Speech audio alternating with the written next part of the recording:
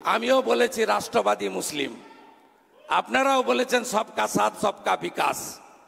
আর বলবো না, বলবো जो हमारे साथ हम उनका साथ, सबका साथ सबका विकास बंद करो, नो नीड संख्यालघु मोर्चा।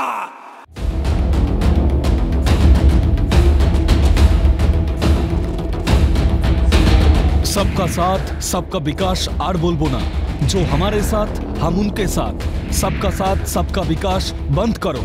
সংখ্যালঘু মোর্চার কোনো দরকার নেই। কার্যত এভাবেই সায়েন্স সিটির বৈঠকে সরব ছিলেন শুভেন্দু অধিকারী। কোথাও কি প্রধানমন্ত্রী সবকা সাথ সবকা বিকাশ স্লোগানের পরিপন্থী রাজ্যের বিরোধী দলনেতার সায়েন্স সিটিতে করা মন্তব্য, এই প্রশ্ন তুলছে ওয়াকিবহল মহল। নির্বাচনী ফলাফলের চাপে কি বেসামাল শুভেন্দু? অস্তিত্ব টিকিয়ে রাখতে কি কট্টর হিন্দুত্বে ভরসা?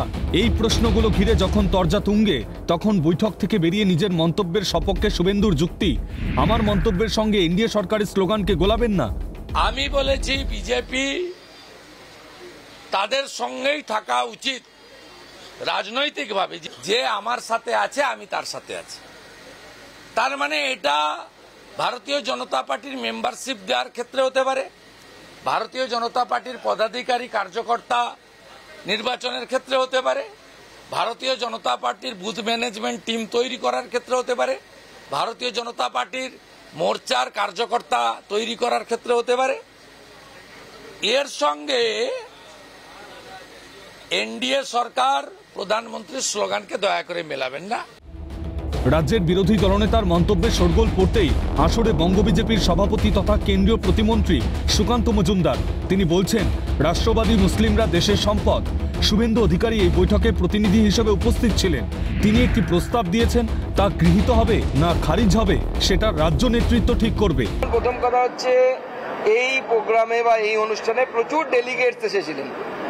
আপনাদের একটা মাথায় রাখতে হবে, শুভেন্দু দাও এখানে ডেলিগেট, তো ডেলিগেটসরা অনেক প্রস্তাব দেয়, আমরা প্রস্তাব পাস করি একটা, সেই প্রস্তাবে অনেকে তাতে সংযোজন করেন, কারেকশন করেন, অ্যাডিশন করেন, ডিলিশনেরও প্রস্তাব দেয়। তো কোন প্রস্তাব গৃহীত হবে না হবে সেটা রাজ্য সভাপতি এবং তার টিমের উপর নির্ভর করে। তো স্বাভাবিকভাবে ডেলিগেটস হিসেবে উনি ওরা বলেছেন, কিন্তু আমাদের গোটা ভারতবর্ষের যে পার্টি স্ট্রাকচার তাতে তো সংখ্যালঘু মোর্চা আছে, এবং আমরা রাষ্ট্রভক্ত মুসলিম সমাজ, কাজী নজরুল ইসলামের মতো মুসলিম, ডক্টর এপিজে আব্দুল কালামের মতো মুসলিম, শাহ ওয়াজেদ আলী শাহর মতো মুসলিম যারা ইংরেজের বিরুদ্ধে লড়াই করেছিলেন, সেই সমস্ত রাষ্ট্রবাদী মুসলিমকে ভারতীয় জনতা পার্টি মনে করে যে আমরা তারা দেশের জন্য অ্যাসেট, এবং সেই নীতি নিয়ে ভারতীয় জনতা পার্টি চলে এবং আগামী দিনেও চলবে। শুভেন্দু অধিকারীর ব্যক্তিগত মত বলছেন বিজেপি মুখপাত্র তথা সাংসদ শ্রমিক ভট্টাচার্য।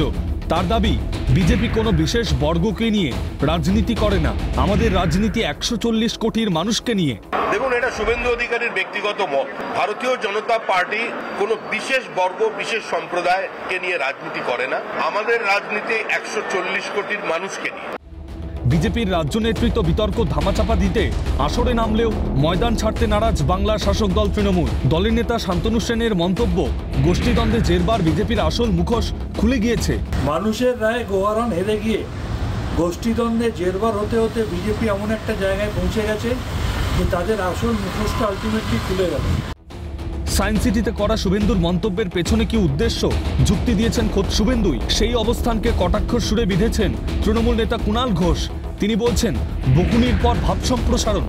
এটা বকুনি খাওয়ার পর ওটা ভাব সম্প্রসারণ, এটা বকুনি খাওয়ার পর ভাব সম্প্রসারণ। প্রথমে যেটা বলার, নরেন্দ্র মোদীকে বিরোধিতা করার, নরেন্দ্র মোদীর স্লোগানকে ধূলিসাৎ করার, সেগুলো সব করার পর যখন পার্টি থেকে কড়াভাবে বলে যে যাও গিয়ে ব্যাখ্যা দাও, তারপর এর ভাব সম্প্রসারণ হচ্ছে। যা বলার বলা হয়ে গেছে, ভিডিওটা দেখে নেবেন, বুঝতে পারবেন কোন মুডে বলেছেন, কিভাবে বলেছেন, কি শরীরী ভাষায় বলেছেন, কি মুখের ভাষায় বলেছেন। শুধু তৃণমূল নয়, আসরে বাম কংগ্রেসও। কংগ্রেস মুখপাত্র সৌম্য রায়ের অভিযোগ, দুটো সম্প্রদায়কে ভাগ করে তৃণমূলের হাত শক্ত করছেন শুভেন্দু অধিকারী। যে রাজ্যে অসাম্প্রদায়িক বাংলার গৌরব, সেই রাজ্যে হিন্দু মুসলমান শিখ ইসাই ধর্মের ভিত্তিতে রাজ্যটাকে দীর্ণ করে দেওয়ার এক প্রভূত চেষ্টা দীর্ঘদিন ধরে বিজেপি করছে, এবং তৃণমূল সমানভাবে কম্পিটিটিভ পোলারাইজেশন করছে, ধর্মীয় মৌলবাদের জন্ম দিচ্ছেন। এটা করে আসলে উনি বার্তা দিচ্ছেন দুটো সম্প্রদায়কে ভাগ করে তৃণমূলের হাতকেই শক্ত করছেন। প্রবীণ সিপিএম নেতা রবীন দেব বলছেন, শুভেন্দু অধিকারী আর সুকান্ত মজুমদার একই পথের পথিক। এই অবস্থান গ্রহণ করা হয় বিজেপির পক্ষ থেকে দেশের ধর্মনিরপেক্ষতাকে আঘাত করা, দেশের সংবিধানকে আঘাত করা, মানুষের মধ্যে বিভেদ তৈরি করা, বিভাজন তৈরি করা, এই সব কিছুর ক্ষেত্রে সুকান্ত মজুমদার আর শুভেন্দু অধিকারী একই পথের পথিক। সেটাকে আলাদা করে করার কথা নয়, আলাদা করে দেখার কোনো কারণই নেই। এখন নির্বাচনী ফলাফল তাদের আশা ভঙ্গ করেছে, স্বাভাবিকভাবেই একে অপরের বিরুদ্ধে তারা বলবেন, এটাই হচ্ছে বাস্তবতা। আমরা এই দুইয়ের বিরুদ্ধে। ক্যালকাটা নিউজ।